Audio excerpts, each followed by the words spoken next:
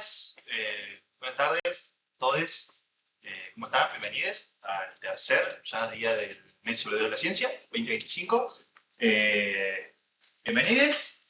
Hoy, no sé si saben, pero hoy vamos a estar hablando con una persona, yo creo, todos creemos que es una persona muy especial para nuestra facultad, nuestra ex decana, ex directora de presidenta de FADEA, fábrica de aviones, fábrica argentina de aviones. Y de todas las chapas había y por haber, como podrán ver. Y nos va a estar hablando un poco sobre, bueno, esta fábrica, acá, la tenemos acá en Córdoba, lo que es la producción en defensa nacional, lo que es una producción de defensa a nivel internacional, la importancia quizás de estas fábricas estatales de alta importancia para lo que es una nación. Así que nada, no quiero tomar mucho tiempo porque quiero darle todo el tiempo posible, la verdad, a ella, que bueno, es Mirta Iriondo. Y nada, muchas gracias nuevamente por estar acá, creo que la última vez fue el 2023. Todavía estaba en Así que nada, con muchas ganas de volverte a escuchar. Muchas gracias a todos. Bueno. Y gracias a vos, Mirta. Bueno, muchas gracias. Un dolor de garganta, ¿no? Pero vamos a superar el tema. Y los voy a aburrir, ¿no? Los voy a aburrir porque voy a hablar de historia, centralmente. Voy a hablar de historia para poder entender las dificultades y las fortalezas que tiene la fábrica argentina de aviones. Así que, ¿cómo lo voy a enfocar a la charla? Primero vamos a hablar de modelos industriales de la defensa. Voy a presentar 4 modelos industriales internacionales, pero de la defensa, donde el cuarto va a ser Latinoamérica, centralmente Brasil, Argentina y Chile. Luego para poder encajar eso con la fábrica argentina de aviones, tengo que hablar inevitablemente del desarrollo de la industria de la defensa en el primer peronismo, 1945, para después hacer un paneo muy rápido de la historia de FADEA desde su fundación en el 2027 hasta el 2020, para después tocar el tema de FADEA entre el 2020 y el 2024, que fue la gestión en la que yo fui presidenta, y terminar con la situación actual. Ese más o menos va a ser el esquema con el que voy a hablar esta charla. Así que vamos a empezar por los modelos industriales de la defensa. Y esto lo hago además porque está muy de moda ahora que todo lo estatal no sirve. Sobre todo si viene del tercer mundo. Así que está bueno, en ese sentido, acá estoy tomando 2 modelos. Primero, el estadounidense y el modelo francés-israelí. En el caso del estadounidense, es la producción. Cuando hablo de producción de la defensa, también hablo de desarrollo y de investigación. Van unidas en la defensa las dos cosas, no se pueden separar como en otros casos. Y por supuesto, el estadounidense tiene primacía privada, pero la omnipresencia estatal está constantemente en lo militar. Por supuesto, es un país invasor que necesita de la industria de la defensa. Así que, ¿qué puedo decir de esas empresas? Que son una especie de corporaciones paraestatales, donde la propiedad es privada, pero la injerencia estatal es 100%. El mayor ejemplo es Lockheed Martin, que es una empresa privada, pero que depende del presupuesto de Estados Unidos para poder producir sus aviones militares. Si la USAF, que es la Fuerza Aérea estadounidense, no le pone contratos, no tiene clientes. Sí, por supuesto, después tiene clientes en el exterior, pero en ninguna parte del mundo se compran aviones militares si el país de origen de esos aviones no los compró primero. Es la primera premisa que hay que tener claro. Y esto hace que al tener injerencia estatal y al ser importantes corporaciones, existe en Estados Unidos, y eso es positivo, un entramado de pymes de tecnología que producen para estas grandes empresas. Pymes estadounidenses. Y eso es lo positivo, pero lo negativo de este tipo de producción, al menos para Estados Unidos, es que estas empresas y la carrera armamentista buscan más y más rentabilidad. A tal punto que hace unos años atrás los costos del sistema se hacen muy grandes y ha tenido Estados Unidos que tener injerencia directa en las empresas para decirle, muchachos, tanto no se puede invertir en la defensa. Por lo tanto, la presencia estatal está en el requirente y está en las condiciones que el Estado pone para la producción. El otro esquema que quiero presentar es, que me interesa, dos países con políticas distintas, geopolíticas distintas, pero tienen similares modelos, que es conducción y empresas estatales. Tanto Israel como Francia tienen empresas estatales, pero con presencia también de la producción civil. Y en ese sentido son esquemas interesantes. ¿Qué lo diferencia con el sistema norteamericano? Es que tanto el modelo francés como el israelí tienen un órgano rector. En el caso de Francia, es la Dirección General de Armamento, que depende del Ministerio de Defensa de Francia. Y tiene como columna vertebral en su sistema productivo, se conoce como Airbus, que es EADS, que son las empresas aeronáuticas de defensa y espacial. Y fíjense cómo ellos componen su paquete accionario. En el caso de EADS, es una empresa europea que tiene capitales del Estado francés, del Estado alemán y del Estado español. Y de esa manera controlan los destinos de la empresa. Thales es la empresa también con paquete, es un paquete accionario que está controlado por el Estado francés y por Dassault, que es una empresa de fabricación de aviones que es privada. Es una asociación público-privada. Y fíjense que en el caso de Thales, bueno, la empresa que se ocupa de la electrónica, desarrollo de la electrónica y la información, y además la empresa naval francesa tiene 62% el Estado y 35% Thales, que a su vez es una empresa capital accionario privado. Entonces hay todo un entramado del Estado en estas empresas que les permite controlar los objetivos estratégicos y la producción de esas empresas en cuanto a qué es lo que se hace y qué es lo que no, porque siempre el armamento lo compra el Estado. En el caso israelí es similar.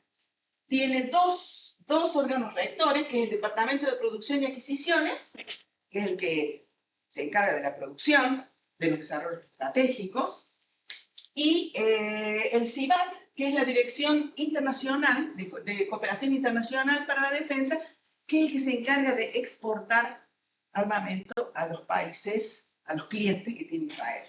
Recuerden que Israel es uno de los, junto con Estados Unidos, los pocos países que el producto está aprobado por sus clientes y la eficiencia que tienen los productos israelíes en las guerras. Si acá no estoy poniendo ideología por medio, estoy simplemente presentando modelos de producción. Y centralmente para que entendamos que eso de que el Estado no sirve, por lo menos los europeos y los israelíes no piensan eso.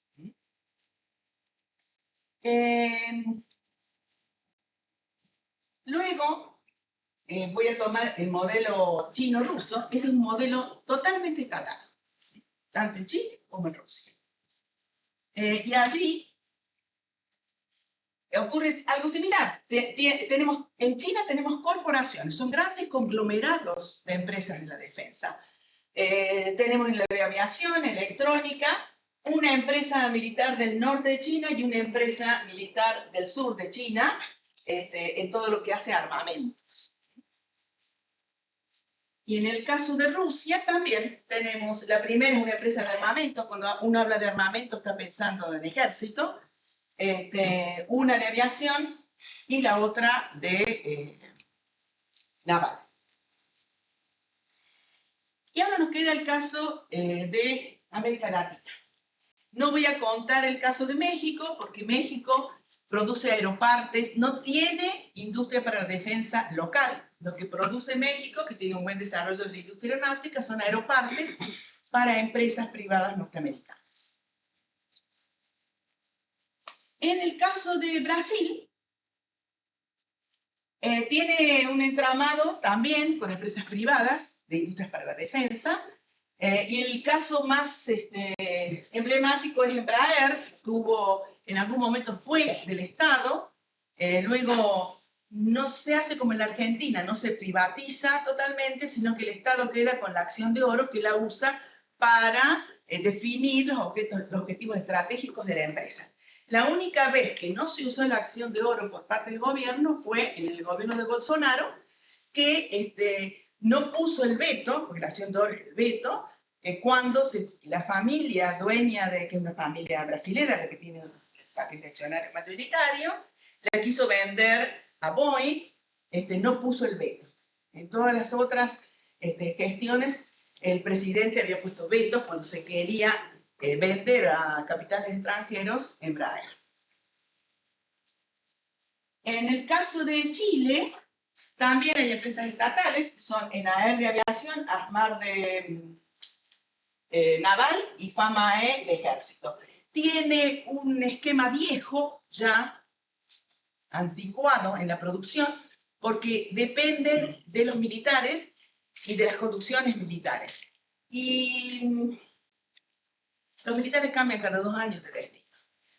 Y los militares tienen que estar adiestrados para la guerra y estar adiestrados para poder requerir armamento, para poder requerir momentos para la defensa, pero no para producir. O sea, eso se aprendió rápidamente. Nosotros tuvimos lo mismo y se aprendió. Chile todavía lo tiene eso y hace que tenga estructuras un poco obsoletas y que no logren, por lo menos hasta donde yo sé, salir de esa situación. Y luego viene Argentina. Bueno, Argentina tuvo, es decir, las empresas de defensa son fabricaciones, eran, antes de los 80, fabricaciones militares que tenían 29 empresas, Astillero Río Santiago, que era un mega astillero en su momento, y la fábrica militar de aviones. En los 90 se desguazaron todas las empresas de fabricaciones militares, y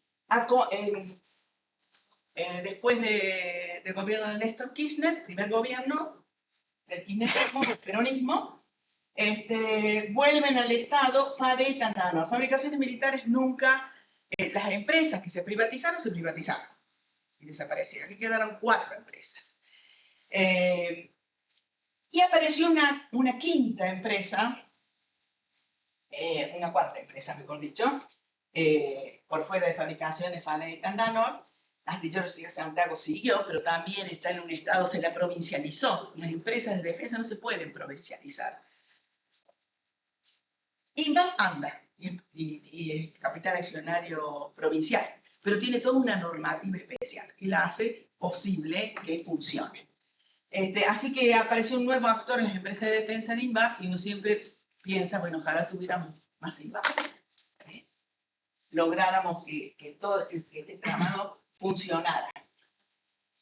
Pero para entender un poquito cómo fue antes de la década del 80, me parece importante para poder entender nuestro sistema de producción para la defensa. Así que voy a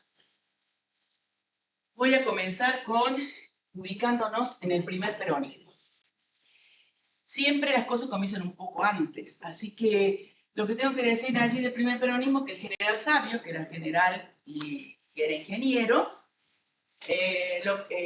en el año 1941 crea fabricaciones militares, estas 29 empresas, y además crea Alto Horno Zapla. Uno dirá, bueno, ¿por qué crea Alto Horno Zapla? Y después crea Somisa. Son dos siderúrgicas. Porque lo que estaban buscando era crear las bases, y eso se hace en el plan quinquenal del 1947 al 51, crear las bases para desarrollar productivamente a la Argentina, pasar de un país agroexportador a un país agroindustrial.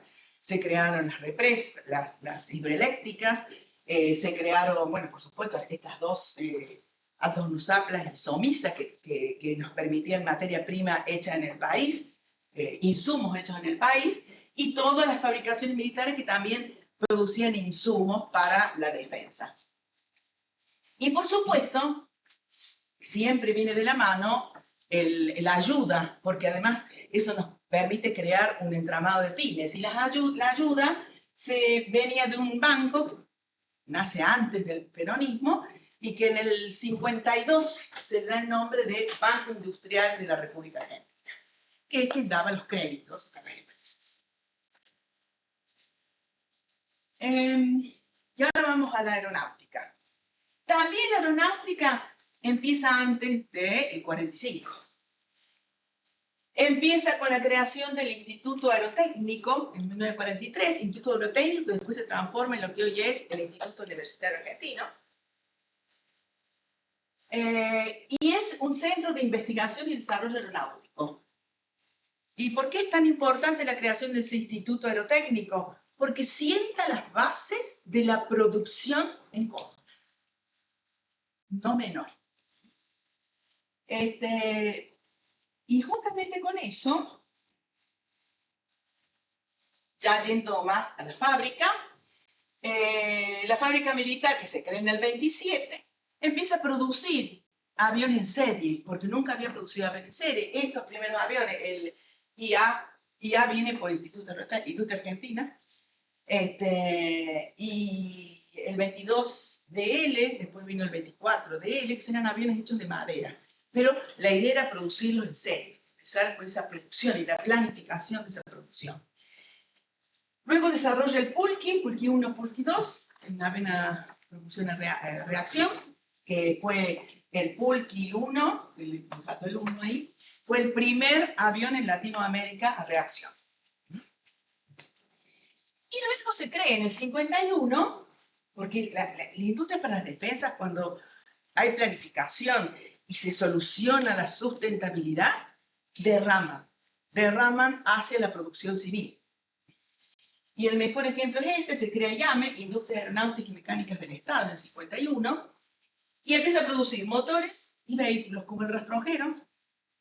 Supongo que habrán escuchado el rastrojero. ¿Algunos han escuchado el rastrojero? No. La motopuma, es así, ¿no? La motopuma que se hizo en Córdoba. Y no menor el justicialista. ¿Y por qué digo no menor el justicialista? No por el nombre. Cosa que importa también. Sino porque fue un auto deportivo, les invito a mirarlo en internet, es hermoso el auto, hecho de material compuesto. Es el primer auto hecho de material compuesto en la región. Año 1951. Y por supuesto también en Córdoba se fomenta la producción privada. ¿Quién es el que estuvo detrás de todo esto? Desde el 1943 al fomento de la producción privada. Voy a dar algunos ejemplos nada más. Esta persona es el brigadier Samarri, ingeniero también, era doctor en ingeniería, si mal recuerdo. ¿Y qué sucede con él? Y miren la realidad. Él empieza como director del Instituto Aerotécnico y luego de la fábrica militar de aviones. Entre el 48 y el 51, y fue gobernador de Córdoba. Yo siempre digo que es el gobernador olvidado de la provincia. Y si no, porque también no puede ser joven, pero es la historia. Pregúntenle a muchos peronistas si lo conocen al brigadier San Martín, muchos van a decir que, o sea, que fue gobernador, y muchos van a decir, no, sí, gobernador, ay, mira, qué cosa. Fue un gobernador olvidado. ¿Qué es lo que hizo en esos años? Reformó la Constitución provincial, o sea, no menor, en espejo con la Constitución nacional de ese momento. Promulgó la ley, la primera ley en el país de promoción industrial. Expropió el servicio eléctrico porque las tarifas eran impagables y sienta las bases para la creación de PEC. Por supuesto, el fundador del PEC fue otro porque él ya se había ido, en el 51 se va. Pero sienta las bases para fundar el PEC, que hasta el día de hoy sigue siendo del Estado provincial. ¿Qué más hizo él? Y ya es un montón. Entre el 51 y el 55 fue ministro de Aeronáutica, el primer ministro de Aeronáutica del país. Él dota en el 52 de presupuesto al llame para poder dedicarse a cuestiones ya civiles, como el rastrojero, la motopuma y el justicialista. Y sienta las bases de la asociación público-privada de ICA Sociedad Anónima.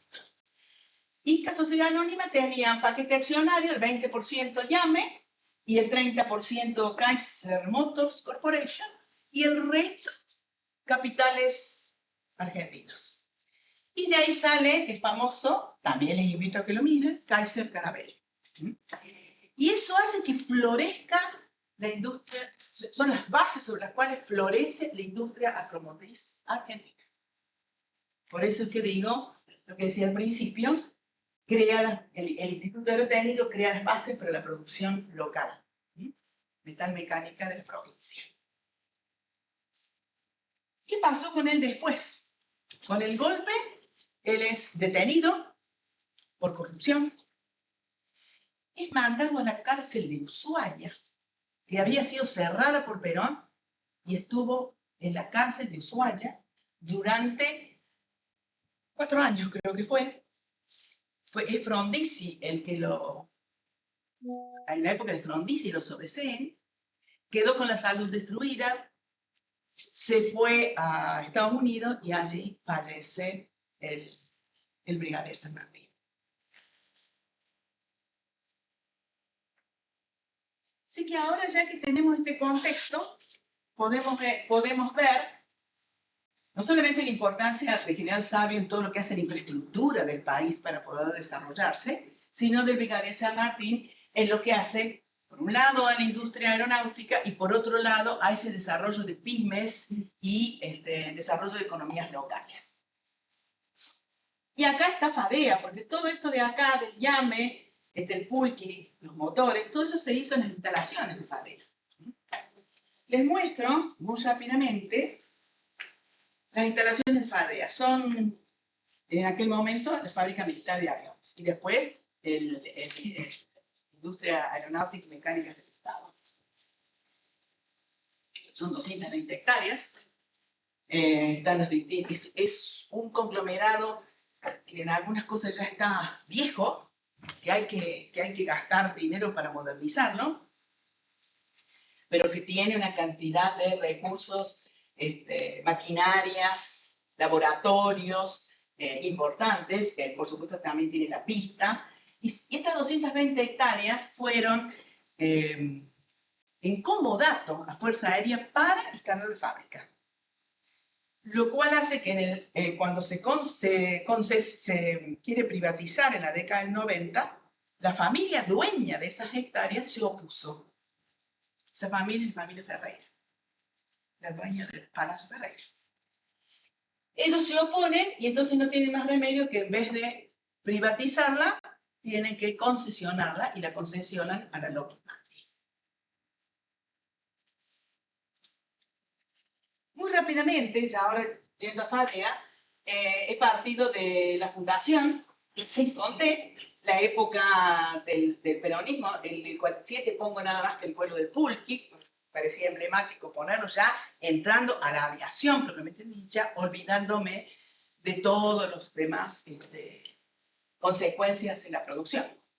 Luego en el 69 comienza el primer vuelo de Pucará. El Pucará es un avión nacional, es un excelente avión nacional y es el único producto, después de la época gloriosa, es el único producto que vende 120 unidades. 120 unidades es mucho. Debilidades de este primer producto, un producto excelente. Es similar a la 10 estadounidense. Debilidades de esto es que la atención al cliente. Vendimos a varios lugares del mundo, 120 aviones, un montón, pero no hicimos manuales, la atención al cliente fue mala, así que, y este avión fue el único avión probado en la guerra, producido por FADEA, que fue la guerra de las Malvinas. Es un avión que vuela bajo, fue un avión pensado por los militares, miren la época, había un gobierno militar, para vuelos contra insurgentes. Ese era el objetivo. Es un muy buen avión para el cuidado de la frontera hoy en día. Nosotros lo estábamos modernizando, pero bueno, quedó ahí la modernización. Luego viene el Pampa. El Pampa se tardó, siempre los proyectos tardan 10 años, 15 años, no tardan menos. El KC-390 que hace Brasil tardó 10 años en volar el prototipo. Por supuesto es un avión mucho más complejo, es un carguero, pero uno tiene que pensar que el mediano plazo son 10 años en la aeronáutica. O sea que en 10 años acá pasan tantas cosas que es imposible hacerla de alguna manera sustentable a todo esto. Así que el primer vuelo del Papa fue en el 84, terminó en el 84, y en el 2009 se estatiza FADEA y se firma un memorando de entendimiento con Embraer y el primer contrato en el 2011 para producir conjuntos para Embraer, que ya se fue a mostrar cuáles son, para el KC-390, que es un carguero, que lo que tiene de interesante es que ustedes saben que el carguero que siempre sale en todas las películas, se llama Hércules. Así que Brasil tiene un carguero que no es el Hércules, que funciona muy bien, tiene algunas diferencias, pero no lo podemos comprar. Nosotros hicimos un acuerdo con Embraer, que le íbamos a comprar 5, pero no le podemos comprar porque tiene ciertos elementos de la aviónica que son producidos en Gran Bretaña, y entonces Gran Bretaña no nos deja comprar el carguero. Así que no vamos a poder tener por ahora cargueros de Embraer. Pero seguimos produciendo los conjuntos.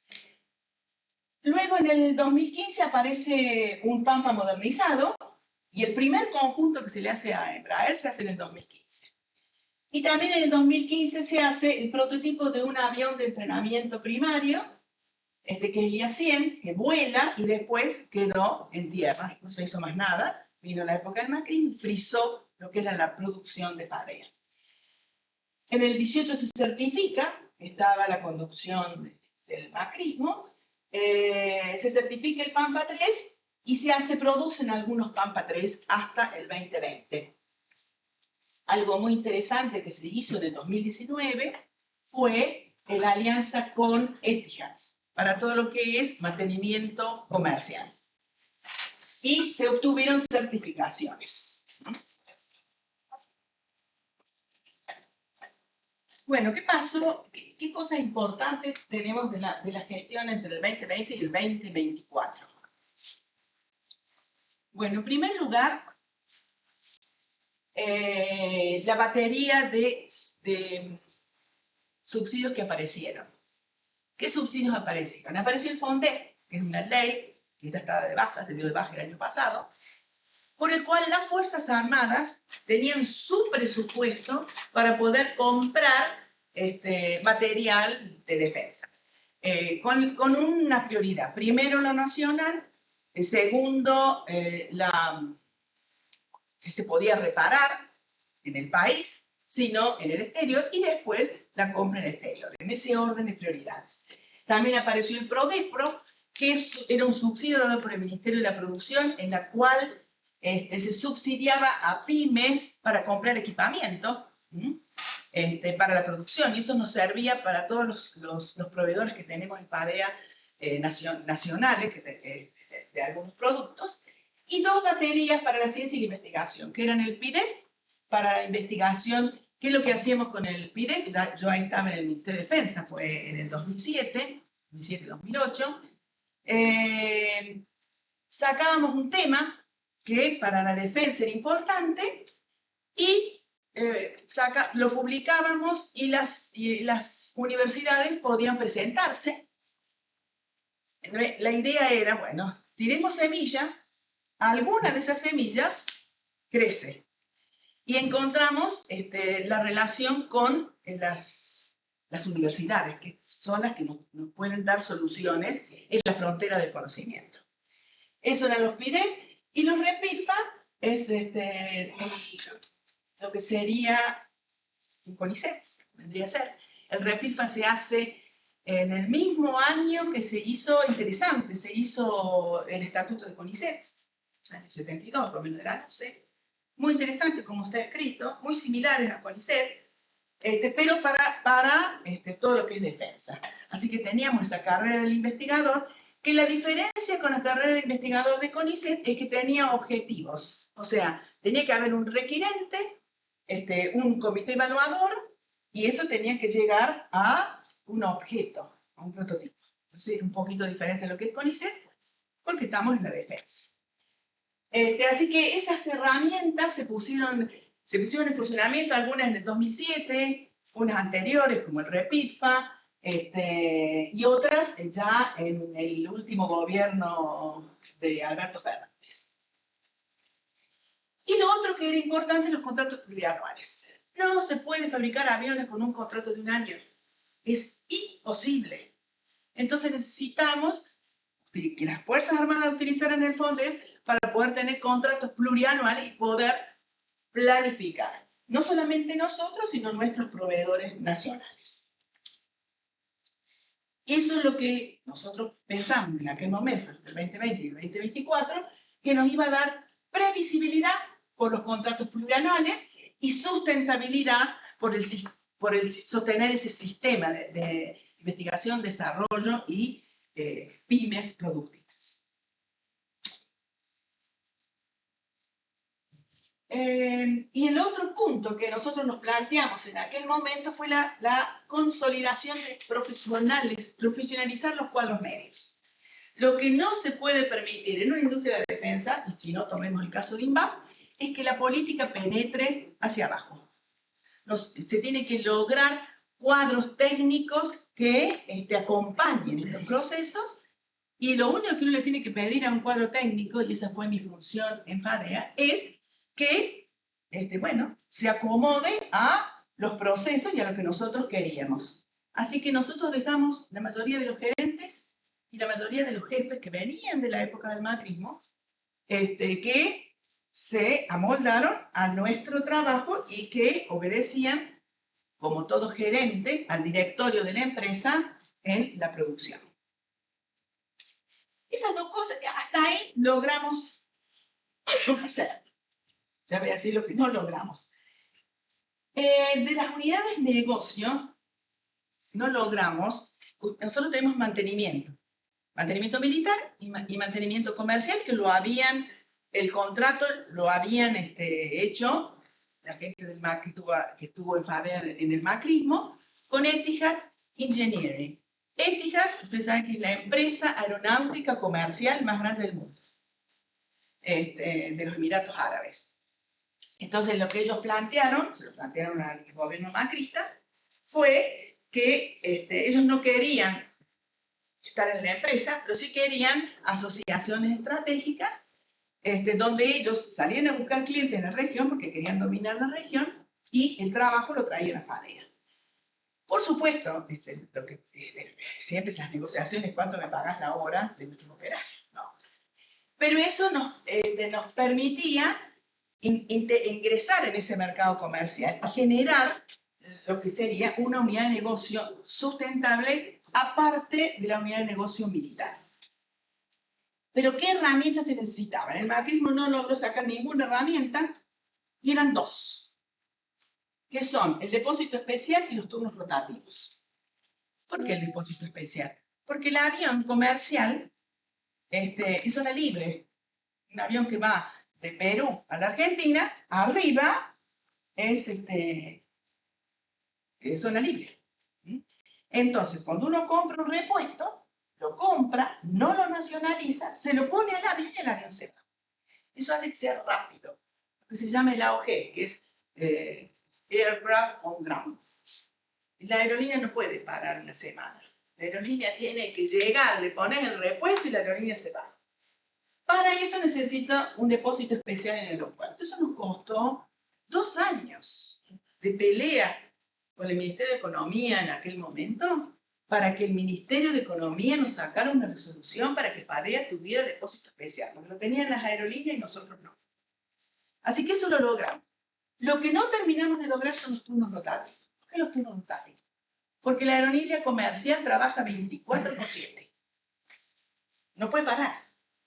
Entonces, si no puede parar, nadie aguanta hacer 24% horas extras. Porque además es un peligro. Y el costo que significa. Entonces necesitábamos turnos rotativos.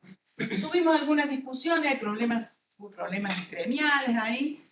Tuvimos algunas discusiones con los técnicos aeronáuticos y estábamos acercándonos a un acuerdo de turnos rotativos. Generalmente los turnos rotativos, los médicos tienen turnos rotativos, los bomberos tienen turnos rotativos, o sea, 4x2, 4x3, y van cambiando a veces turnos. Bueno, estábamos acercándonos a una solución cuando 15 de febrero del 2024 me fui. Así que eso no lo logramos. Lo que sí logramos, que empezamos y que hace 3 días se logró, es la certificación de la Federal Aviation Administration. En la Argentina no hay nadie que la tenga, pero ahora FADEA no tiene aviones. Pero bueno, la logramos. Nosotros hicimos las 3 primeras fases y las 2 últimas se hicieron ahora. ¿Cómo será en esa fase, cuando nosotros empezamos a hacerlo, que no teníamos acceso al dólar, teníamos algo de dólar guardado y con esos dólares pudimos pagar los primeros trámites para obtener la certificación? Y eso es una cosa muy importante porque ustedes saben que las aeronaves comerciales tienen lo que se llama lessor, ¿no? Te dan el leasing, el avión. Y los lessor, si vos le querés meter mano a esos aviones, te exigen que tengan la Federal Aviation, la certificación de la Federal Aviation Administration. Bueno, por último, muy rápido, no quiero aburrir, no sé qué hora es, pero no quiero aburrir mucho. Como les dije recién, no pudimos armar la unidad de negocio de mantenimiento comercial, así que las dejamos juntas, que tienen una lógica totalmente distinta. Por eso es que queríamos los turnos rotativos para separarles y que tengan su propia administración. Así que, muy rápidamente, en el mantenimiento militar y civil, arriba tenemos las empresas a las que tenemos, no sé, en el mundo de la aviación comercial, y abajo lo militar, que centralmente es el Hermes. FADEA es un centro autorizado de la Lockheed Martin, uno de los 7 a nivel mundial. ¿Quién logró la certificación? La Lockheed Martin. Siempre uno puede encontrar cosas de gestiones anteriores si uno mira la empresa y el desarrollo de la empresa que son útiles y las tiene que poder retomar. Así que FADEA, el 85% de la facturación de FADEA es para los aviones militares, centralmente el Hércules, del Ejército Helicópteros y de la Armada el Orión.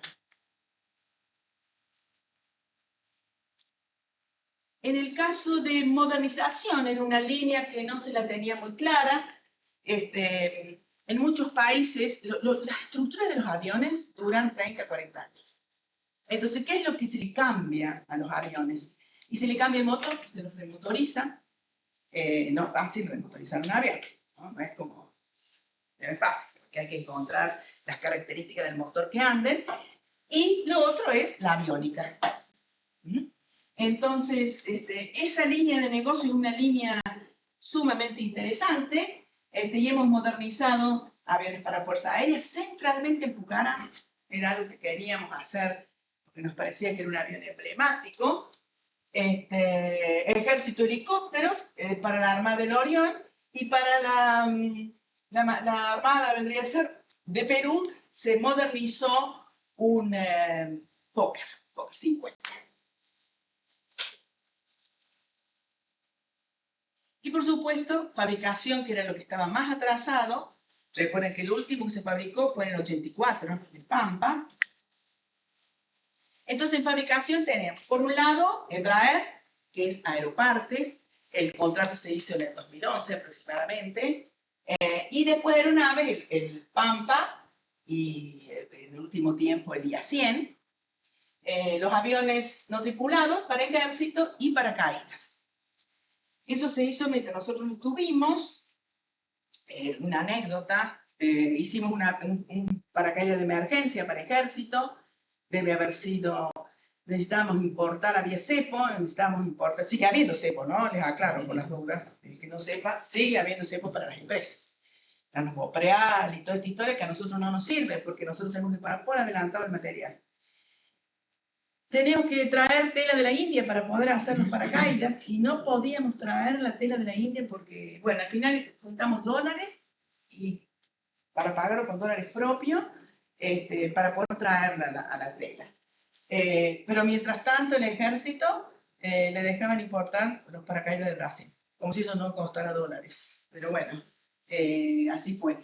Eso está parado, tanto paracaídas como aviones no tripulados, y bueno, Pampa está la producción parada. Pero logramos certificar. En lo que es Aeropartes, si se fijan acá, este es el carguero de Embraer, y estas que están en naranja, que la pieza más grande es el portón de atrás del carguero, timón de cola, los flaps, un rack para la parte electrónica y el tren delantero.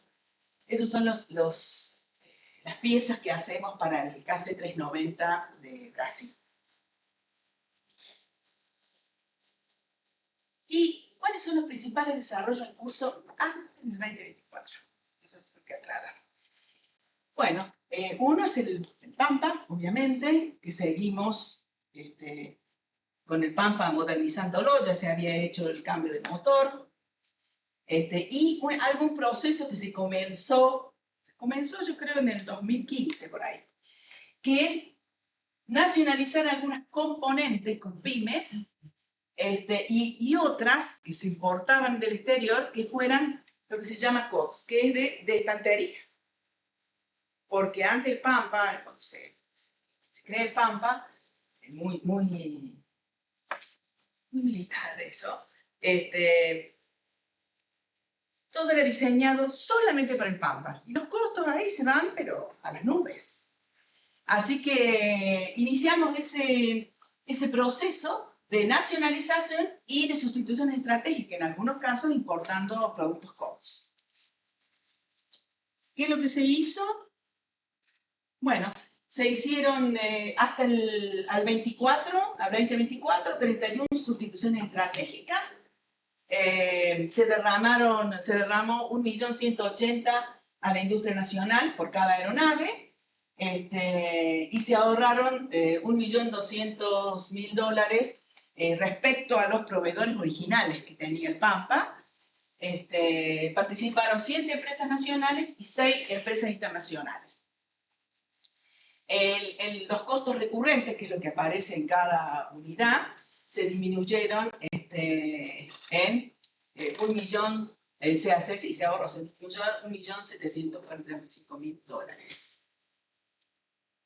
En el caso de las que estaban en proceso, eran 24 sustituciones estratégicas, donde también, ven, empresas nacionales, empresas internacionales, y se ahorraron $380.000 por los costos recurrentes.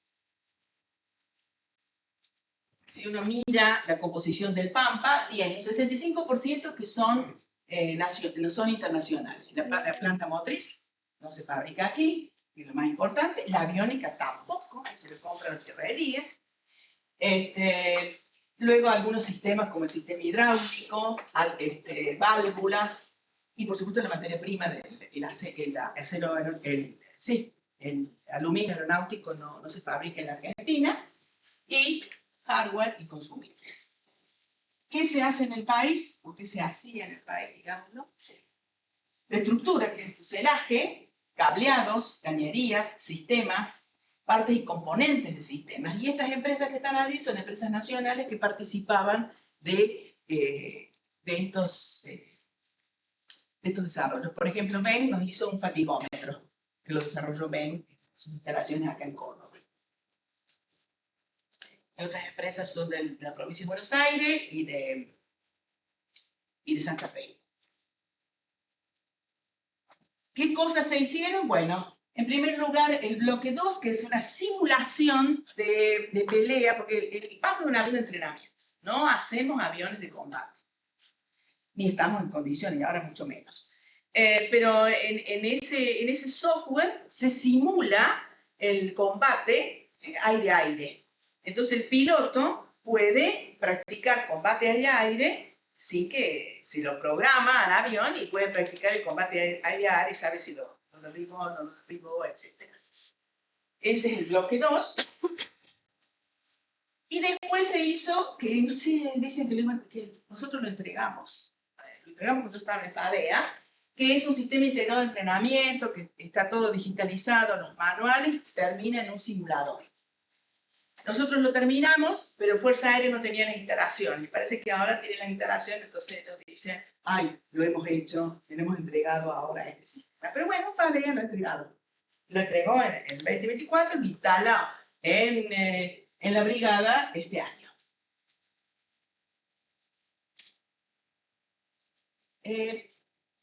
¿Y qué proyectos teníamos y por qué estos proyectos para el futuro? Me quedan en eso, en los deseos. En primer lugar, el desarrollo de una computadora de visión nacional. La computadora de visión nacional sale $6 millones. Se la compra a Elbit. Esa computadora va a dejar de ser útil en unos 4 o 5 años, o menos. Entonces, nuestra idea era, junto con Ben, porque son los que hacen computadoras de visión para los satélites, que no es lo mismo, porque detrás de esto está la física del vuelo. No es trivial hacer una computadora de visión para un avión que simula combate. Pero teníamos pensado con Ben y con el Instituto Aeronáutico, que tiene muy buenos ingenieros en física del vuelo, desarrollar una computadora de visión y que nos iba a llevar en aquel momento, planteamos el 2023, estoy hablando 10 años. O sea, en el 33. Tampoco. En aviación eso es poco, o sea que ya no lo vamos a poder hacer.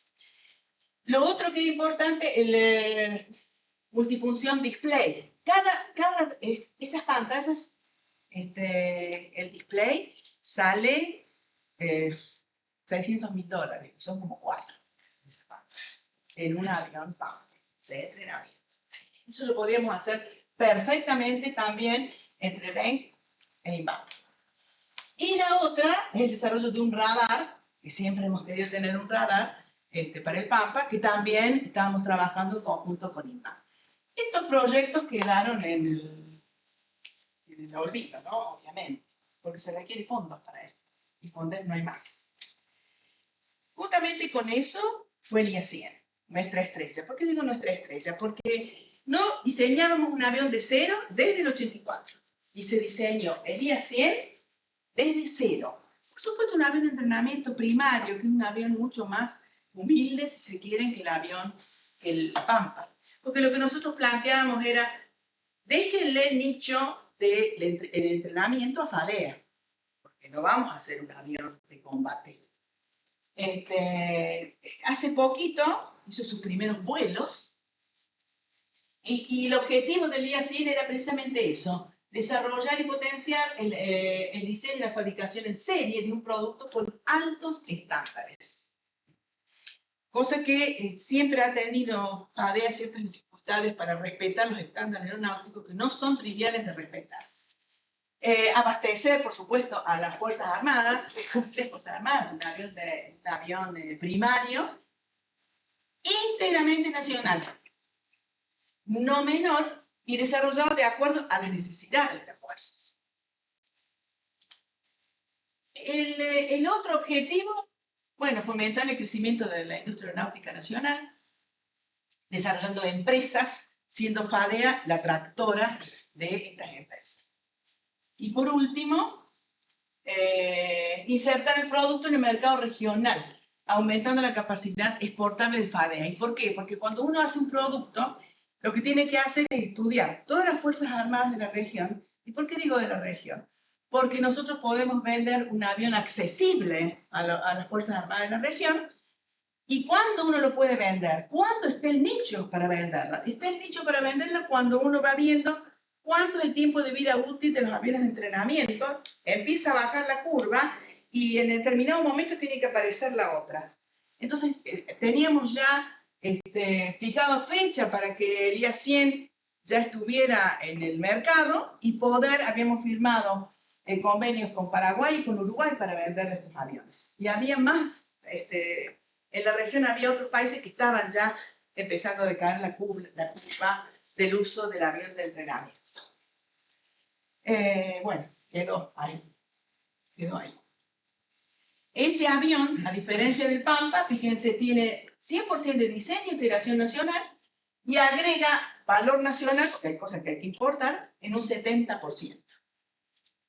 De lo nacional, el 60% lo hace FADEA y el 40% de empresas locales. Hoy las empresas locales están desesperadas porque FADEA no les paga, porque FADEA se quedó sin dinero, porque el contrato se terminó. Entonces están desesperadas, la cara es la cámara de estas empresas porque FADEA no les paga. Y el otro modelito, que si bien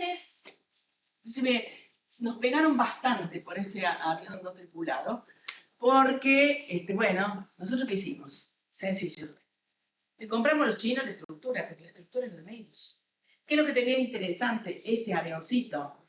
Que tiene despegue vertical, o sea que tiene un motor eléctrico sin escobillas y un motor de propulsión.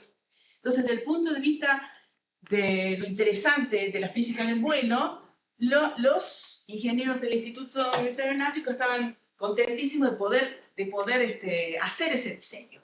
Y se hizo ese diseño, voló, Ejército estaba muy, muy contento. Acá muestro rápidamente la carga paga que lleva, porque llegó a volar. Y logramos establecer todo el sistema, o sea, el segmento aéreo, el segmento terrestre, y toda la parte que siempre FADEA ha sido bastante floja, que es el sistema integrado logístico, con manuales, entrenamiento para las fuerzas, equipo de soporte en tierra, repuestos, mantenimiento.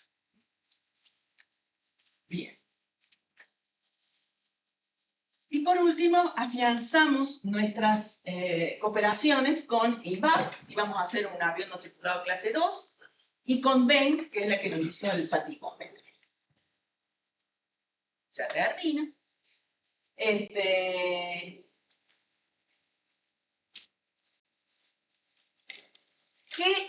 ¿Cuál era el esquema que teníamos? De tener accionistas en la empresa privados, pero sí la de tener proyectos, asociaciones entre público y privado. Y las asociaciones que se logró hacer, miren, las épocas fueron distintas, sin embargo, siguieron funcionando. Con Embraer desde el 2010, con Etihad del 2018, y Galambro se hizo el memorando en noviembre del 2023. Y Galambro es de los países árabes, de los Emiratos Árabes. ¿Y qué es lo que era interesante esa de Galambro? Ha quedado toda en la nada, pero era interesante porque toda la parte de modernización nuestra y de sustitución de importaciones era lo que a ellos les interesaba mucho, porque ellos venden aviones usados a África. Entonces, tener una empresa que te solucione los problemas de ingeniería para repuestos, y te fabrique además, para repuestos de aviones de África, para ellos era excelente. Así que firmamos ese memorando de entendimiento que quedó en eso, en la firma de un memorándum de entendimiento. Y ahora terminamos con la parte de las premisas. ¿Qué se necesita para que la fábrica funcione? Bueno, acceso al mercado de divisas. Sin acceso al mercado de divisas no hay fábrica posible, porque los insumos, yo les mostré, hay insumos que vienen del exterior. Y Fadea no tiene espaldas, no puede. Los contratos estaban hechos en dólar divisa. Y cuando uno tiene que pagar al exterior, cuando uno tiene acceso al MULC, al mercado único de cambio, tiene que comprar en el mercado financiero. Y tiene que tener una sucursal en el exterior para poder girar y comprar en el exterior. Y no teníamos espalda porque el ministerio nos pagaba en dólar divisa. Y la diferencia entre el divisa y el financiero la tenía que superar Fadea. Eso es una de las premisas fundamentales para que Fadea funcione. Poner el foco en países emergentes de la región para poder vender tanto los aviones de entrenamiento primario como el avión de entrenamiento avanzado. Y por supuesto, preservar en momentos difíciles como estos las capacidades productivas. Y por último, conservar el cuerpo dirigencial, que no ha sucedido, de Fadea por fuera de los vaivenes políticos de la Argentina. Eso no ha sucedido. Hoy es lamentable la situación de Fadea. Y de acuerdo a un artículo que hoy escribió Aguilera, que es un experto, es un periodista experto en defensa, Fadea le quedan unos meses de vida, porque no ha pagado cargas sociales, porque no ha pagado a los proveedores, obviamente, así que la Cámara de Córdoba está loco, para ver qué puerta golpear. No tiene seguros en este momento, no ha pagado los seguros ni cargas sociales. Así que, y no le mandan subsidio, porque ¿saben cuándo recibió más subsidio la empresa? En la época del Macri. Porque fue esta presidenta que negoció en el Ministerio de Defensa que no quería subsidios, que quería contratos y que fuera la línea de los subsidios bajando hasta que desaparezca. En el macrismo se dieron un montón de subsidios, no producían. Empezaron a producir un poco, pero seguían los subsidios altos. Nosotros empezamos a bajar los subsidios y ahora los subsidios están altos, pero parece que le han avisado el presidente hace unos días atrás que no va a pagar más subsidios. Entonces, si no tengo clientes, si no tengo contratos de Hércules, si no le pagan subsidios, ¿de qué vive el Fadea? Y ellos echaron 200 personas. Son 700 personas, aparte se están yendo, los gerentes, los ingenieros, se están yendo de Fadea. Así que la situación es triste, pero bueno, hemos revertido otras épocas, deberíamos poder revertir estas. Así que bueno, ahí termino, no los aburro más, ni los deprimo más. Así que si tienen alguna pregunta, son todos oídos y contesto. Sí, aplausos.